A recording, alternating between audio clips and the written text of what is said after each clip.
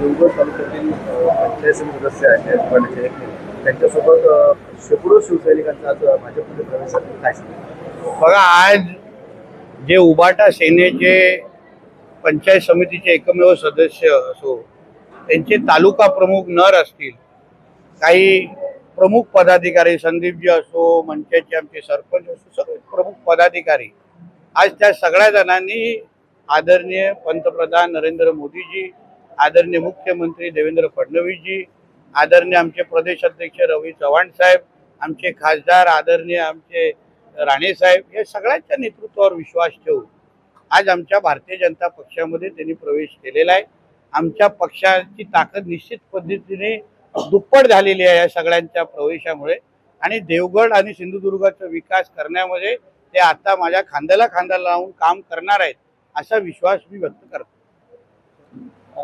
खवय्यांसाठी मत्स्यपाव असे एक चांगली तुम्ही हे आणखी संकल्पना राबवली आणि त्याची चर्चा मुंबईसह सिंधुदुर्गातही चांगली रंगली. कसं पाहताय? बघा, आता पण आपण वडापाव ऐकलेला आहे.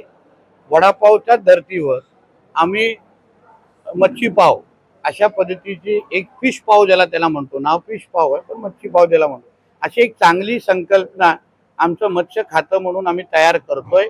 अजूनपर्यंत त्याला आकार देण्याचं काम आमच्या खात्याच्या माध्यमातून सुरू आहे.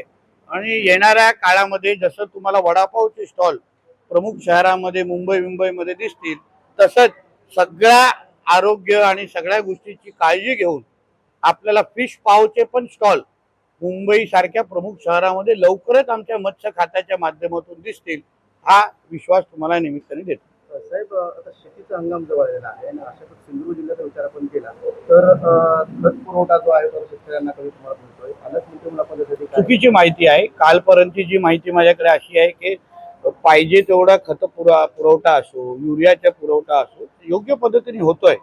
जिल्ह्याचा पालकमंत्री म्हणून मी अतिशय बारकाईने लक्ष, जिल्हा पुरवठा अधिकारी असो, सगळ्यांबरोबर माझे सातत्याने संपर्क आहे. पेट्रोल डिझेलच्या साठ्या संदर्भात पण कलेक्टरांबरोबर मला डेली रिपोर्ट माझ्यापर्यंत येतोय. मीडियाच्या आपल्यासारख्या मित्रांना मी कळकळीची विनंती करेन की अशा कुठल्याही बातम्यांमुळे ज्याच्यामुळे लोकांमध्ये चुकीचा संदेश जाईल असं कृपया आपण देऊ नका. आपण कधीही जिल्हा पुरवठा अधिकाऱ्याला फोन करू शकता, कलेक्टरांकडून माहिती देऊ शकता. कोणीच फोन उचलला नाही तर पालकमंत्री फोन उचलतोच, आहे की नाही? मग मला फोन करा. तुम्हाला माहिती देणं हे माझं कर्तव्य आहे. पण एकदा ती बातमी आल्यानंतर जेव्हा खताचा म्हणजे आपल्याकडे पुरेसा साठा असताना, युरियाचा पुरेसा साठा असताना, पेट्रोल जवळपास 60 जे काय आपले पेट्रोल पंप आहेत त्याच्यामध्ये 52 पेट्रोल पंप मध्ये आपल्याला चांगला साठा आपल्याकडे आहे. 6 पेट्रोल पंप असे आहेत त्याच्यामध्ये साठा कमी आहे. त्याच्यावर पण आम्ही त्या कंपनीशी बोलतोय. म्हणून सिंधुदुर्ग जिल्हा म्हणून असं कुठलंही अडचणीचा काही विषय नाही. कुठल्याही चुकीच्या अफवांवर बातम्यांवर विश्वास ठेवू नका. कोण साठवत असेल तर त्यांच्यावरही योग्य पद्धतीने कारवाई करण्याची आमची तयारी आहे. 4 महिने झाले तरी अजित पवार यांच्या तपास झाला नाही. त्यासाठी रोहित पवार हातात कुलूप घेऊन CIDच्या कार्यालयामध्ये गेले होते. शेवटी प्रत्येकाची हेच मागणी आहे की आदरणीय स्वर्गवासी अजितदादा पवारांच्या जे काय एकंदरीत जो काय अपघात झाला त्याची चौकशी व्हावी. आदरणीय मुख्यमंत्री साहेबांनी याबद्दल ठोस भूमिका घेतलेली आहे. त्यांनी सातत्याने हे संबंधित असलेले जे काही तपास एजन्सी आहेत स्वतः CM साहेबांच्या माध्यमातून पाठपुरावा होतोय. प्रत्येकाने थोडं संयम ठेवावं. केस थोडी नाजूक आहे पण त्याला आमच्या अजितदादांना निश्चित पद्धतीने न्याय भेटेल हा विश्वास मी या निमित्ताने व्यक्त करणार आहे. नीट पेपर फुटीच्या मुद्द्यावर संजय असं म्हणतात की ही नाचक्की महाराष्ट्रामध्ये देशावर आलेली आहे आणि त्यासाठी आता सरकारने त्यावर भाष्य करावं, त्यावर बोलावं. त्याच्यावर आमच्या सरकारच्या प्रमुखांनी आदरणीय फडणवीस साहेबांनी अतिशय कठोर भूमिका घेतलेली आहे. कारवाया सुरू आहेत, अटक झालेल्या आहेत. पण शेवटी ज्याचा मालकच नापास आहे त्याला पेपर फुटीबद्दल बोलण्याचा अधिकारच नाही. सर्वात मोठा विद्यार्थी हा मातोश्रीच्या 3ऱ्या माळ्यावर बसला असल्यामुळे संजय राजाराम राऊतनी तोंड उघडू नये. संग्राम जगताप म्हणतात राष्ट्रवादीचे अहमदनगरचे की आपली मुलं बाळा शाळेत जात असलेला रिक्षावाला किंवा व्हॅनवाला हिंदूच असला पाहिजे. नक्कीच जिम जिथे आपण करता व्यायामशाळा ते पण सगळे हिंदूच असले पाहिजे. प्रत्येकाचा ओळख तपासून रिक्षा असो, टॅक्सी असो, जिमवाले असो, खरेदी करण्याच्या वेळी शेवटी हिंदू राष्ट्रामध्ये अगर तुम्ही हिंदूंतूनच खरेदी विक्री केली तर आपलाच राष्ट्र सक्षम होतोय. म्हणून जे काही संग्रामजी बोलले ते राष्ट्राला धरूनच आहे, राष्ट्राला धरून आहे. राष्ट्राला अजून भक्कम करण्याच्या दृष्टिकोन याची नोंद हिंदू समाजाने घ्यावी. साहेब जरांगी उद्यापासून पुन्हा आंदोलन करायचं, आंदोलन थांबत नाही. बघा, एक लक्षात घ्या, जरांगे पाटीलांची मागण्याबद्दल सरकारच्या वतीने ह्याच्या अगोदर प्रसाद लाडजींनी आणि विखे पाटीलजी त्यांच्याशी चर्चा करतायत.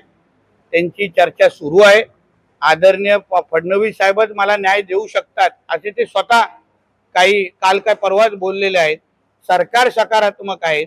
त्यांच्या ज्या काही मागण्या आहेत त्याबद्दल लाड साहेब असो, विखे पाटीलजी त्यांच्या संपर्कात आहेत. मला विश्वास आहे योग्य पद्धतीने तोडगा निघेल आणि अशा उन्हातानात त्यांना बसण्याची संधी भेटणार नाही. तेवढं त्यांच्या तब्येतीची काळजी आम्हाला सगळ्यांना आहे. पुण्यामध्ये 10पेक्षा जास्त जणांचा विषारी दारूमुळे मृत्यू झाला. त्याच्यामुळे विषारी दारू पिल्यामुळे काही जणांचा तो पुण्यामध्ये योग्य खातं तपासणी करेल ना, आणि जे जबाबदार असतील त्यांच्यावर कारवाई होईल. साहेब, आपल्या भाषणामध्ये आपण म्हटलं की पुन्हा मुंबईसारख्या ठिकाणी बेरोजगार जे तरुण गेलेले आहेत ते पुन्हा सिंधुदुर्गात येतील. काय रिव्हर्स मायग्रेशनचा जो मुद्दा आहे, आता मोठ्या प्रमाणामध्ये 10वी आणि 12वी मध्ये जे आपली मुलं मुली 1 ते 2 ते 100% जे निकाल लागतात ते रोजगारासाठी सिंधुदुर्गामध्ये थांबत नाही. ते मुंबई, पुणे, गोवा, सौदी अरेबिया, दुबईला जातात. आमचा मुद्दा असा आहे की हे जे काही प्रकल्प आमचं सरकार आणू पाहतंय, अणु ऊर्जाचे प्रकल्प असो, अन्य हॉटेलचे प्रकल्प असो, त्या प्रकल्पांमुळे ही जे आमची मुलं मुली जे बाहेर जातात तिथे आपलं टॅलेंट वापरतात, तेच उद्या आमच्या जिल्ह्यामध्ये येऊन त्याच दर्जाची नोकरी, अगर मुंबईमध्ये अगर तुम्ही 25,000ची नोकरी करत असाल तर आम्ही तुम्हाला 10,000ची नोकरी देणार नाही, आम्ही तुम्हाला 40,000ची नोकरी देऊ. जे जे प्रकल्प इथे येतील त्यामुळे प्रत्येक घरामध्ये किमान 2 लोकांना नोकरी लावण्याची जबाबदारी ही जिल्ह्याचा पालकमंत्री म्हणून माझी असेल. मुलांनी तरुण तरुणींनी यासाठी सज्ज व्हावं. आपले जे जे नातेवाईक मुंबई, पुणे, नाशिक कुठेही गेले असतील त्यांना फोन करून सांगा की बाबांनो आता बॅग भरा, परत गावात जाण्याची वेळ आलेली आहे. मोदी जी की कार्यकाल 12 साल संपन्न हुए, क्या कहेंगे, किस तरह? देखिए, ये 12 साल जो हमारे मोदी जी ने देश का नेतृत्व किया, इस 12 साल में हमारा भारत देश, हमारा हिंदुस्तान ये ताकतवर देशों में पहले 3 क्रमांक में आ चुका है. आर्थिक और फाइनेंशियल कंडीशन में जो सुपर पावर जिसको आपको कहते हैं, महासत्ता जिसको बोलते हैं, उसमें भी मोदी जी के मार्गदर्शन और नेतृत्व के वजह से हमारा देश काफी आगे है. इसलिए इसका सारा श्रेय, जिस तरीके से हमारा देश आगे बढ़ रहा है, ताकतवर हो रहा है, इसका सारा श्रेय हम हमारे आदरणीय मोदी जी को देते हैं. सिर्फ 12 साल में अगर इतना फर्क पड़ेगा तो सोचिए आगे आने वाले दिनों में कितना विकास हमको सबको अनुभव करने को मिलेगा.